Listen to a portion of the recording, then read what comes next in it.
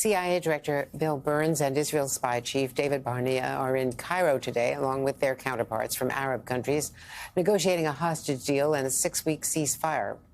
This as President Biden met with Jordan's King Abdullah Monday and pressured Israel to drop its plans for a ground invasion in Rafah, where 1.5 million displaced Palestinians have been finding refuge in makeshift tent camps.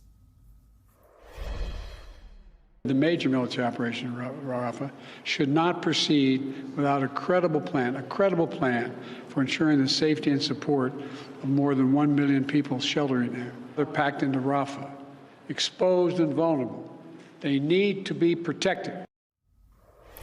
Joining me now from Jerusalem is NBC's Molly Hunter. Molly, so first of all, what we're hearing from people from our team in Rafah is just extraordinary. I mean, it is desperate there.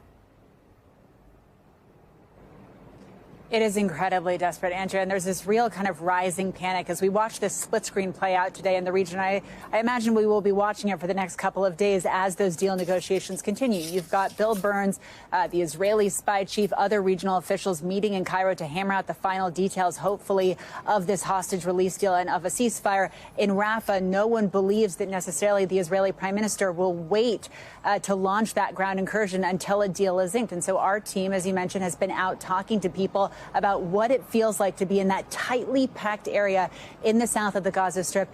Take a quick listen to Wissam Al-Arkan, who talks earlier today about what it feels like to be there, and I'll talk to you on the other side.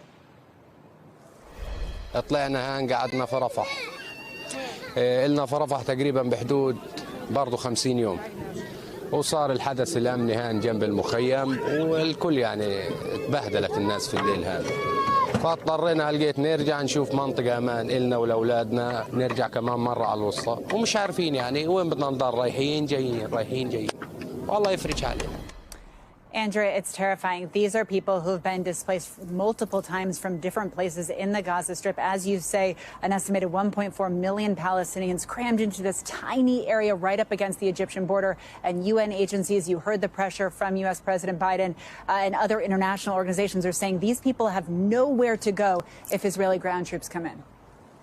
And there's a growing feeling, certainly in the Arab world, that Bibi Netanyahu is not listening to America and that the U.S. is not being tough enough.